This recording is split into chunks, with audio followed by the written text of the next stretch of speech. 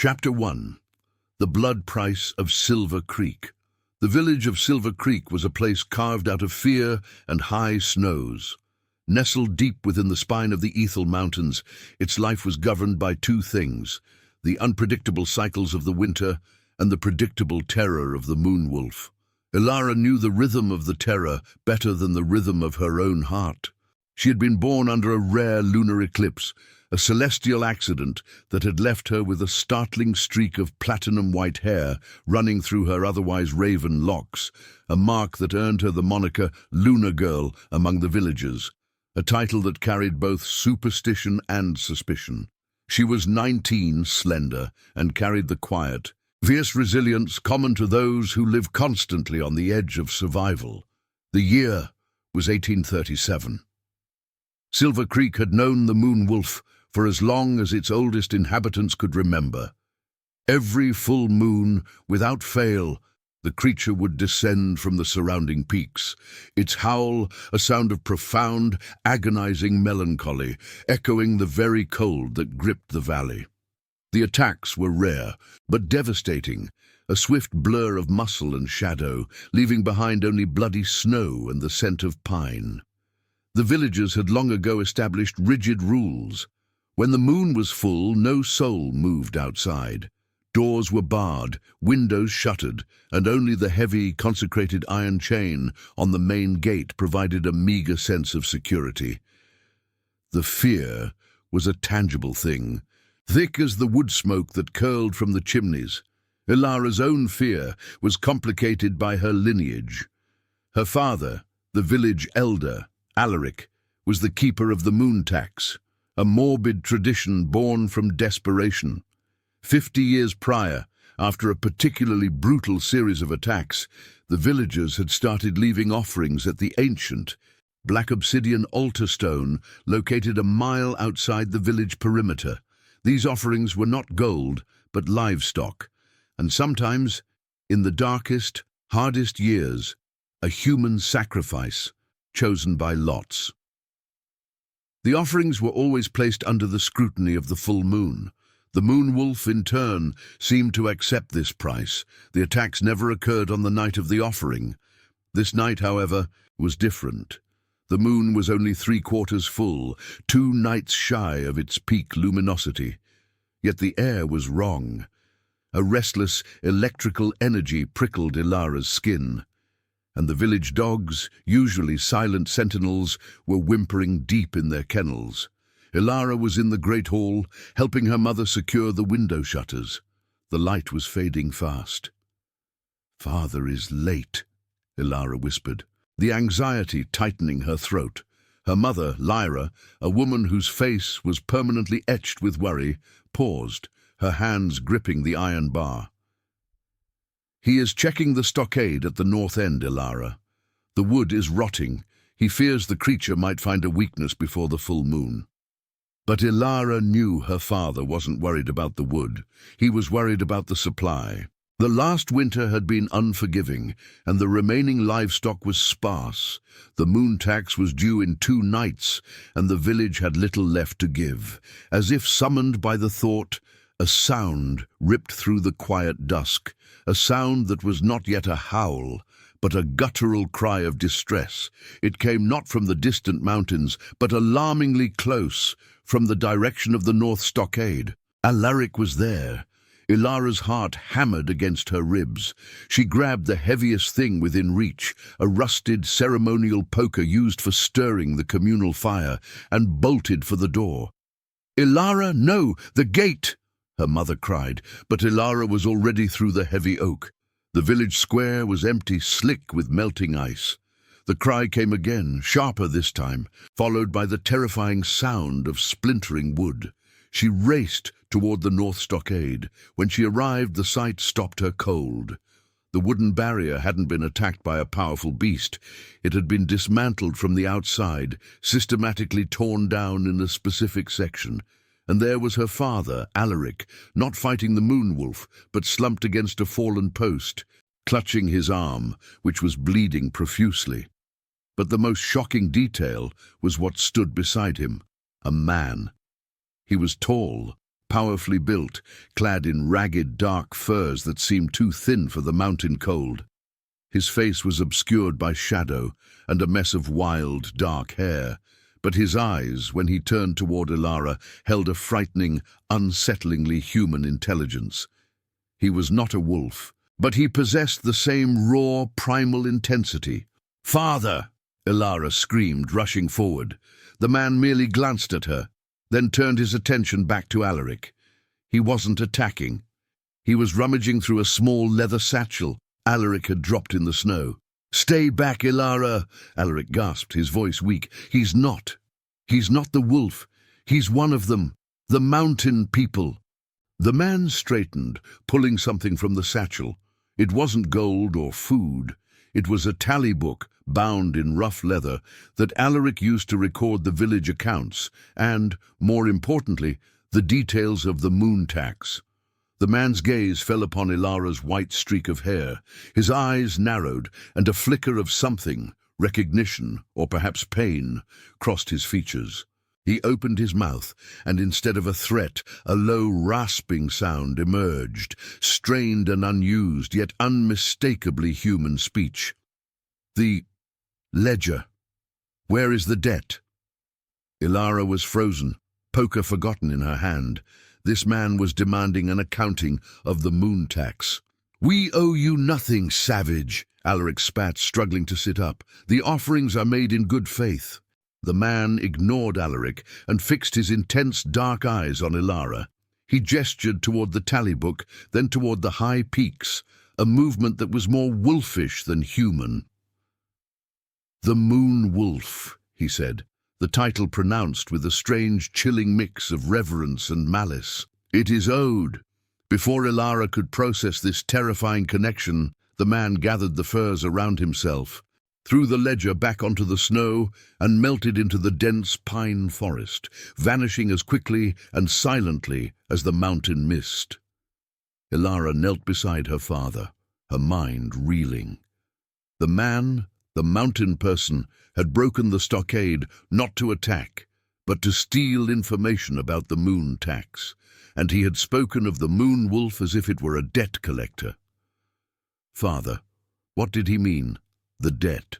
Ilara asked, helping him stabilize his bleeding arm. Alaric groaned, clutching his wound. "He is one of the outsiders, Ilara. They live outside the law, outside the light. They believe the wolf is their guardian, and they enforce the tax. They are demanding the full price this year, the full price of the debt." "But the wolf, it attacks randomly. Why would men enforce its debt?" Alaric looked at her, his eyes clouded not just with pain, but with a deep, ancient guilt.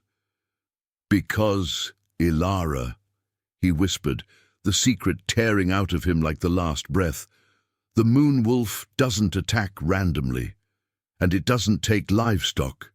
The moon wolf takes only what is offered in the tax. The villagers believe they are bargaining with a beast, but they are bargaining with a power older than the mountains, and the mountain people ensure the debt is paid in full, whatever the cost." Ilara stared at the blood on the snow, her terror replaced by a chilling clarity. The moon tax was a mechanism, not a ritual, and the moon wolf was a consequence, not a natural disaster. And this year, the mountain people had come to collect. The moon, though still only 3/4 full, seemed to shine with a mocking, sterile light, illuminating the trail where the mountain person had vanished, leaving behind the chilling question. If the moon wolf only took what was offered, what was Silver Creek truly offering? And what precisely did the debt entail? Ilara knew she couldn't simply wait for the full moon and the inevitable offering. Her father's cryptic words, the man's intense gaze, and the very human demand for the debt had shattered the village's fragile lie. She had to find the truth behind the moon tax before the final price was exacted. Her journey had begun. Chapter 2. The Forbidden Archives and the Silver Mark. The incident at the North Stockade shattered the fragile peace of Silver Creek. Alaric's injury, though not life-threatening, confined him to bed, placing the responsibility of the village's survival directly onto Ilara's shoulders. The encounter with the mountain person had not only exposed the mechanics of the moon tax, but had also intensified the underlying fear. If the wolf's protectors were human, the threat was far more calculating than they had imagined. Ilara's quest for truth led her immediately to the forbidden archives. These were not grand halls of stone, but a damp, cold chamber beneath the elder's house, accessible only through a hidden panel in the library floor. This was where her father, and his father before him, had meticulously catalogued every offering, every incident, and every secret pertaining to the moon tax. Armed with a single flickering lantern, Ilara descended. The air was thick with the smell of dried parchment and decay. The archives contained tallies, maps, and most crucially, the chronicles of the founding, written on brittle, tanned animal hides. She began to pore over the documents, comparing the dates of the full moons with the records of the offerings. Her father had confirmed it. The moon wolf never attacked a village that had fully paid the stipulated tax. The attacks always occurred on the first full moon, after a shortfall or an attempt to cheat the offering. The chronicles, however, held the deeper, more disturbing truth. The village was founded 200 years ago, not by pioneering settlers, but by exiled miners from the lowland kingdom, seeking a rich vein of silver rumored to lie beneath the Ethel peaks. The founding document, signed by the first elder, bore the chilling title, The Covenant of the Vein. We, the first of Silver Creek, do hereby acknowledge the sovereignty of the mountain and the authority of its guardians. In exchange for the right to mine the silver vein, and for the security of our lives against the ravages of the deep winter, we pledge a tithe to the guardians. This tithe shall be rendered under the full light of the moon. Should the silver vein yield prosperity, the tithe shall be paid in livestock. Should the prosperity fail, the tithe shall be paid in blood of the mark. Ilara's blood ran cold. The moon tax was a payment for the right to mine silver, a contract enforced by the guardians, the mountain people. But the most terrifying phrase was, blood of the mark. She frantically searched the surrounding documents for the meaning of the mark. It wasn't until she found a crude charcoal drawing tucked into a ledger detailing the first human sacrifice, dated 50 years prior, that she understood. The drawing was an anatomical sketch detailing a specific, natural feature of the victim, a distinctive streak of white hair running from the temple to the nape of the neck. Ilara touched her own streak of platinum white hair. The mark was her lineage. The Lunar girl was not just a title, it was a target. Her white hair was not an accident of birth, but a genetic marker, the physical representation of the blood of the mark that was owed when the silver mines failed. She was the collateral for the village's prosperity. The realization hit her like a physical blow. Her father, the elder, knew this. He had not only hidden the truth of the wolf, but had also hidden the truth of her own existence. The silence of the village council. Armed with this terrifying knowledge, Ilara confronted the village council. They were gathered in the dim light of the communal hall, their faces stern and unyielding, ready to finalize the moon tax offering. A single, sickly goat, a meager offering that Ilara knew would be rejected. "We cannot offer the goat," Ilara announced, her voice trembling but firm.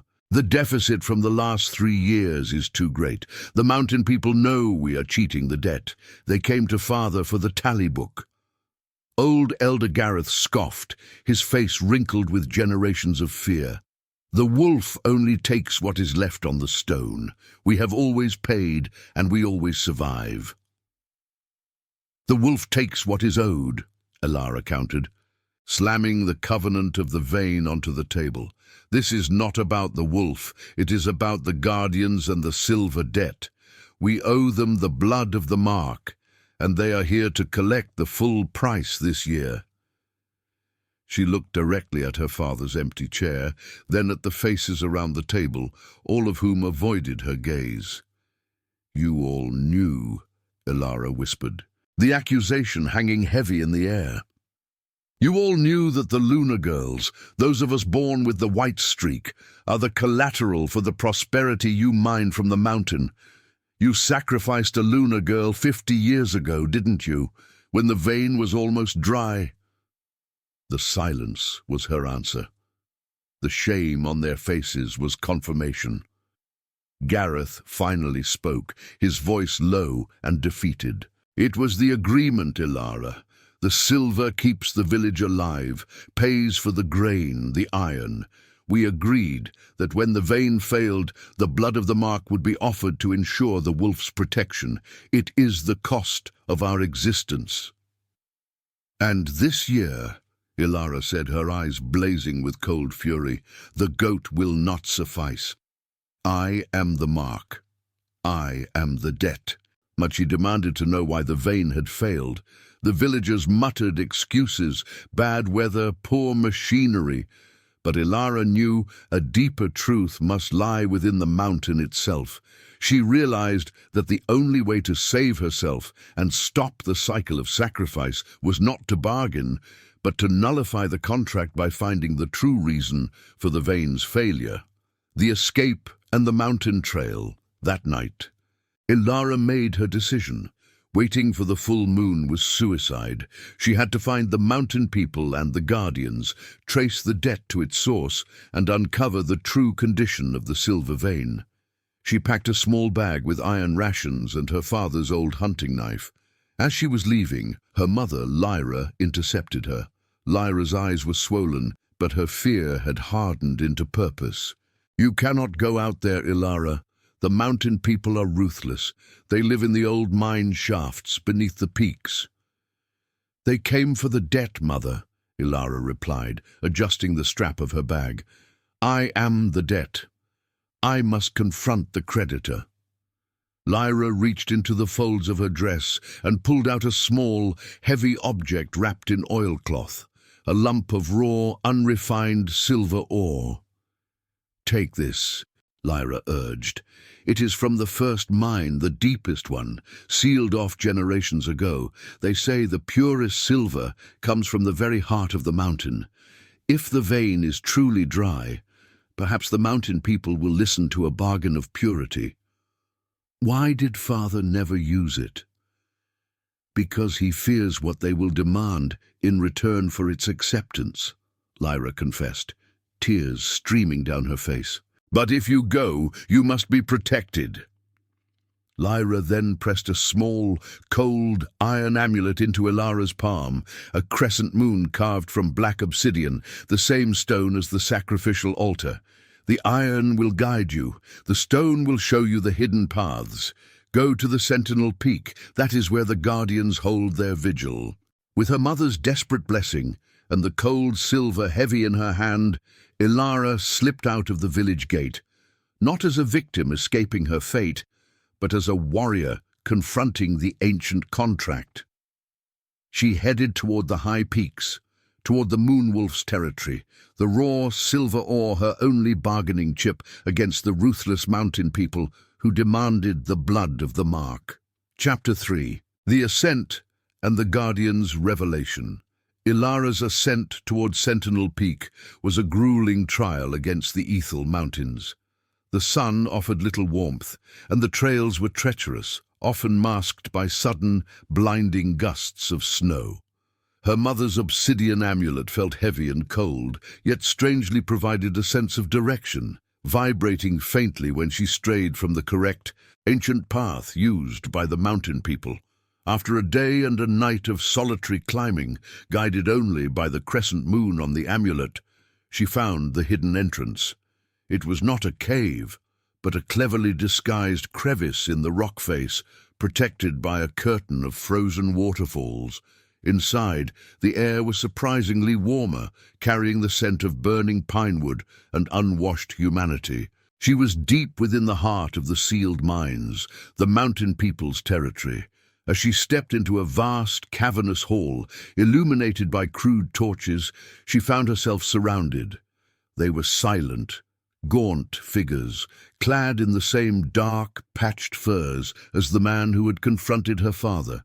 They carried rough-hewn spears, but their demeanor was one of detached vigilance rather than immediate aggression. Standing before her, holding a large ceremonial staff carved from fossilized wood, was the mountain person himself, the man from the stockade. Up close, his face was striking, sharp cheekbones, a stern mouth, and the unsettlingly intelligent dark eyes. He was younger than she expected, perhaps mid-20s. "The Lunar girl," the man stated, his voice now clearer, though still resonant with the echoes of the cavern. "You should be preparing the final tax in the valley, not presenting yourself at the heart of the debt." "I am Ilara," she replied, gripping the raw silver ore hidden beneath her cloak, "and I have come to settle the debt, not with my blood, but with the truth." The man observed her with cold skepticism. "The truth of Silver Creek is written in the covenant. The vein fails, the mark pays. That is the order." "The order is a lie," Ilara retorted, stepping forward. "My father, the elder, admitted the attacks are not random. They are enforcement. But I found the chronicle, the covenant of the vein. You are the guardians of the mountain. You enforce the contract signed by our ancestors for the right to mine the silver." The man's eyes flickered, betraying a flicker of surprise at her knowledge. "The villagers are weak, Ilara. They choose ignorance and superstition over responsibility. We allow them their mythology, the moon wolf, because it makes them pay the price without questioning the reason." "Then tell me the reason," Ilara demanded. "If the silver is still here, why is the vein failing? Why must the blood of the mark be demanded now?" The mountain person stepped closer, his shadow engulfing her. "We are the guardians of the mountain's balance. We don't take the silver, we ensure it is extracted responsibly. The vein failed because your ancestors did not respect the covenant. They sealed the deep tunnels, chasing only the easy surface ore. They violated the very structure that gives Silver Creek its life." He paused, then delivered the final crushing blow. "And the moon wolf, Ilara. It is not our guardian. It is the price of the mountain's anger." Ilara frowned. "What do you mean, the price of anger?" "The moon wolf is not a single creature," the guardian revealed, lowering his staff. "It is the cursed form of the mountain's first guardian, the one who signed the covenant with your ancestor, Lord Ugo. Your people betrayed the original pact, mining beyond the agreed limit, destabilizing the mountain's core. In retribution, the mountain bound its own guardian to the lunar cycle, transforming him into a creature of relentless, agonizing hunger." He continued, his voice heavy with ancient tragedy. "The moonwolf's howl is not a threat. It is the cry of eternal suffering of a betrayed guardian. Your ancestors, instead of fixing the damage, offered a sacrifice, the first blood of the mark, to temporarily sedate the wolf's rage, buying them time to continue their reckless mining." "So the moon tax is a sedative," Ilara murmured, horrified. "And the blood of the mark is the strongest sedative." "Precisely, and we, the mountain people, are the descendants of those who remained loyal to the first guardian. We enforce the tax not out of malice, but to contain the wolf's suffering. If the tax is not paid, the wolf's rage is uncontrollable, and he would not just attack the village. He would collapse the mines and bury everyone under the snow." Ilara's gaze fell to the raw silver ore in her hand. "The silver vein failed because the mountain is collapsing, and my blood is the quick fix to delay the inevitable." The guardian nodded, then introduced himself. "I am Reese, and I was the one who went to your father, warning him that the final payment was due. The vein is collapsing. We need a permanent solution, not another sedative." Ilara extended the silver lump to Reese. "This is from the deepest mine. My mother said it was the purest. Perhaps it can be used for a new bargain. Rhys took the oar, his fingers rough and calloused, tracing the raw, shining metal. He looked at Ilara, seeing not the collateral, but the Lunar girl who had defied her village's fear. "The purity is not for a bargain," Rhys said, his voice softening slightly. "It is for restoration. The mountain can only be healed by placing the pure silver at the heart of the deepest collapse, the original mining shaft that was sealed off." "Then take me there," Ilara insisted. "I have the mark, and I have the will. Let us heal the mountain and nullify this cursed covenant forever." Rhys hesitated, his eyes lingering on her platinum hair. "The path to the deep shaft is through the ruins of the original mine. It is unstable, dangerous, and the wolf's presence is strongest there, seeking to prevent any closure of his suffering." "The wolf is owed peace, not payment," Ilara stated firmly. "And if my blood is the price of the mountain's anger, then I will use it to bring the mountain peace." Rhys gave a grim nod of acceptance. "Very well, Lunar girl. We will take the silver to the core. But the full moon is tomorrow night. We have little time before the wolf's agony peaks and the mountain itself begins to shake." Comprendido. Proseguo immediatamente con il capitolo 4 della storia in inglese. Questo capitolo si concentrerà sulla pericolosa discesa nelle miniere e sulla preparazione per il confronto finale con il Moon Wolf prima del culmine della luna piena. The Moon Wolf howled outside the village until the Lunar girl discovered the truth. Chapter 4. Descent into the Vein and the Shadow of the Curse. Rhys and Ilara, accompanied by two silent, experienced guardians, began the perilous descent into the sealed section of the mine, the original, deepest shaft known as the Wound of the Mountain. The air grew heavy, smelling of sulfur and damp earth, and the silence was broken only by the ominous, rhythmic creaking of the ancient wooden supports. Rhys explained the history of the betrayal as they navigated the crumbling tunnels. "When your ancestor, the first elder, discovered the full extent of the silver, he grew greedy. He and Lord Ugo signed the covenant, promising sustainable mining. But the elder pushed deeper, violating the sacred core of the mountain. Lord Ugo, the original guardian, tried to stop him. In their final confrontation, the elder's mages used a powerful lunar curse, tying Ugo's spirit to the mountain, forcing him to bear its pain and rage. "The wolf is Lord Ugo," Ilara whispered, the realization hitting her with sickening force. "Yes, the silver he guarded became the instrument of his agony.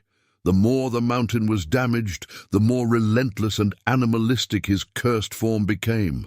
The blood of the mark was designed by your ancestors to sedate the mark's original lineage, the curse makers, offering them as a sacrifice to temporarily placate Ugo's pain, buying them time to continue their theft." Ilara looked at her white streak of hair, no longer a mark of superstition, but a scar of ancestral betrayal. Their progress was slow. The tunnels were unstable, and Rhys moved with the practiced caution of someone who understood the mountain's volatile geology. They relied entirely on the obsidian amulet Ilara carried. It emitted a faint, cold light that illuminated pockets of instability, warning them away from dangerously stressed rock faces. As they approached the lowest levels, the atmosphere changed drastically. The air thrummed with a low, deep vibration, a sound that felt less like an external noise and more like a massive, slow heartbeat resonating through the rock. "The mountain is beginning its final collapse," Rhys muttered, his face grim. "The full moon will trigger it. We must reach the core before the vibrations tear the tunnels apart." Suddenly, the floor beneath them shifted violently. Rocks rained down from the ceiling, and the guardians immediately shielded Ilara. When the tremor ceased, they saw the devastating consequence. A section of the tunnel ahead had collapsed entirely, blocking their path to the core. "We have to turn back!" one of the guardians shouted over the rumbling. "No," Ilara said, pointing to a narrow, nearly invisible fissure in the wall, a small, dark opening that looked like a chimney. "Look, this is an old air vent, pre-Covenant. It bypasses the collapse, but it's too small for a man to climb through."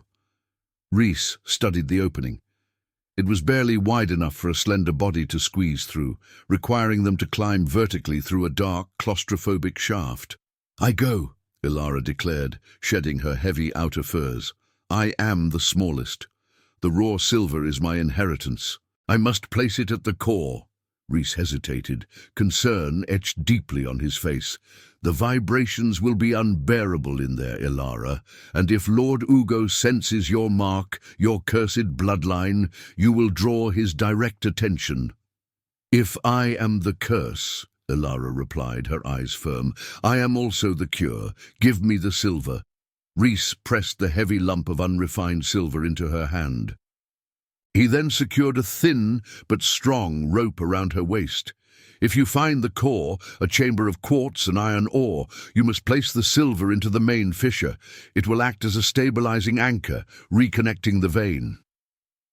With a nod, Ilara squeezed into the narrow shaft. The climb was a nightmare of scraping metal and suffocating darkness.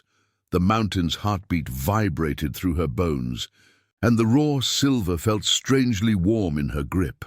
Then the howl came. It was not the distant, melancholy cry the villagers knew. It was a sound of colossal, agonizing rage, close enough to rattle the very stones around her.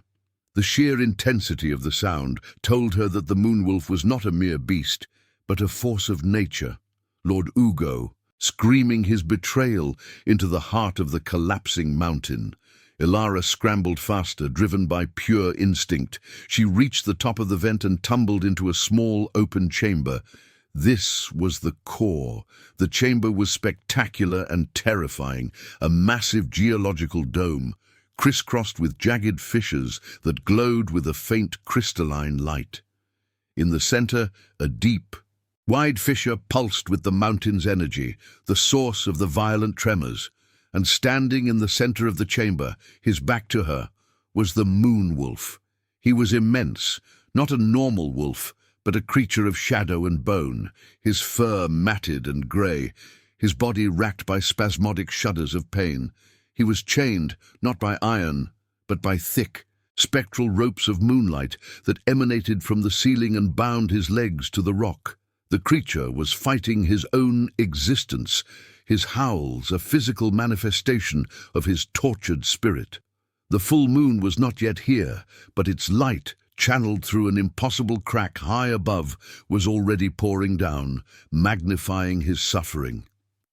The moonwolf turned his head slowly, and catching her scent, his eyes, when they met hers, were the eyes of a man, Lord Ugo, filled with centuries of pain and an instantaneous animalistic hatred for the lineage of the Mark. He did not bark or roar. He spoke, his voice an impossible fusion of human consciousness and the mountain's groan. "The blood of the Mark. You have come to pay the final price." Chapter 5. The Payment of Peace. Finale. Ilara stood paralyzed for a fleeting moment, facing the full, terrifying reality of Lord Ugo, the cursed moonwolf. He was not a beast of random hunger, but a guardian tormented by a betrayal that was literally inscribed in her bloodline. The spectral chains of moonlight binding him to the rock pulsed violently, and the ground began to tremble again, a deep, final shudder threatening to seal the chamber forever. "The core demands its due," the wolf hissed, his voice grating stone against stone. "I have waited centuries for the Mark to face the price. Submit, Lunar girl. Let your blood quench the fury." Ilara did not submit. She gripped the raw silver lump fiercely, pushing down the instinctive terror. She knew that running would only delay the inevitable collapse and condemn the entire village, including her parents. "My blood is not yours to take, Lord Ugo," she shouted, her voice cutting through the cavern's roar. "The debt is not blood, the debt is balance. You were betrayed by my ancestors' greed, not by their lineage. I am here to fulfill the original covenant, not the cursed one." She took a cautious step forward, toward the main glowing fissure in the floor, where the mountain's agony was most visible. "They used my ancestors' mark to curse you," Ilara continued, holding up the silver ore. "They used our purity to contain your rage. Now I use that same purity to set you free." The moonwolf recoiled, his massive head shaking violently. He seemed torn between the crushing instinct to kill the source of his torment and the ancient human intelligence within him that recognized her sincerity. "A lie!" Ugo roared, the sound forcing Ilara to cover her ears. "The mark is deception." "Look at the truth of your suffering," Ilara countered, pointing at the spectral chains that bound him. "You are bound by moonlight, not by malice. The curse feeds on the damage to the mountain. The payment of blood only masks the pain. It does not heal the wound." The ground gave a sharp final jerk, and a massive column of quartz splintered nearby. Dust and rock rained down, narrowly missing Ilara. Rhys's voice echoed weakly from the vent shaft. "Ilara, the time is gone. The mountain is collapsing." Knowing she had seconds, Ilara rushed forward, bypassing the howling beast and reaching the precipice of the main fissure. The opening glowed with a sickening, unstable energy. "The Covenant demands the stability of the vein," Ilara screamed, aiming her voice directly at the conscious mind she saw in the wolf's eyes. "Take the true payment." With a desperate heave, she tossed the heavy lump of unrefined, pure silver into the glowing fissure. The effect was instantaneous and overwhelming. Instead of an explosion, there was a profound crystalline hum. The silver, sourced from the deepest, most stable part of the mountain, acted like an anchor. The unstable, jagged energy within the fissure immediately stabilized, wrapping itself around the raw ore. The glow subsided, replaced by a warm, steady pulse of geological power. Simultaneously, the spectral chains of moonlight that bound Lord Ugo snapped. The moonwolf let out one final terrible sound, not a howl of rage, but a deep, shuddering gasp of relief and pain. He staggered, and the immense, shadowy body began to dissolve. Ilara shielded her eyes from the blinding internal light of the released curse. When she could look again, the moonwolf was gone. In his place, lying bruised and naked on the rock floor, was a man, Lord Ugo, the original guardian, finally freed from his long torment. His face was ancient and exhausted, but peaceful. Epilogue. The New Covenant. The rumbling stopped entirely. The silence in the core chamber was absolute, broken only by the sound of Rhys scrambling through the vent and rushing to Ilara's side. "The mountain is stable," Rhys whispered, checking the fissure. "The pulse is healthy. You did it, Ilara. You paid the true debt." They helped the frail, ancient Lord Ugo to his feet. The next day, as the full moon shone bright and harmlessly over Silver Creek, Ilara and Rhys stood on Sentinel Peak. Below them, the village, still ignorant of the true price paid, was finally safe. The moon tax was abolished. Lord Ugo, restored to his human form, took back his place as the guardian. He met with the village elders, including a shamefaced Alaric, and together they drafted a new covenant. The new agreement was simple. The village was free to mine the silver, but only under the strict, environmentally conscious oversight of the guardians. The old debt of the mark was permanently nullified, replaced by a promise of stewardship. The moon wolf would never howl again. Ilara, the Lunar girl, chose not to return fully to the village life. She had seen the truth in the dark heart of the mountain, and she could no longer live under the village's comforting lie. She chose to stay with Rhys and the mountain people, becoming the link, the liaison between the village and the guardians. Her platinum streak of hair was no longer the mark of the debt, but the sign of the truce. She had been the collateral for the past. Now She was the guarantee for the future. Her father, Alaric, publicly confessed the truth about the mark and the ancient betrayal. He resigned as elder, and the village, having been saved by the very bloodline they were willing to sacrifice, finally chose accountability over superstition. Ilara often stood on the peaks, feeling the familiar cold wind. She no longer heard the howl of a tormented beast, but the quiet, deep resonance of a mountain at peace. The debt was settled, not with blood, but with the courage of a girl who dared to look beyond the myth and discover the tragic truth that the monster outside the door was only an angry, cursed guardian longing to be freed.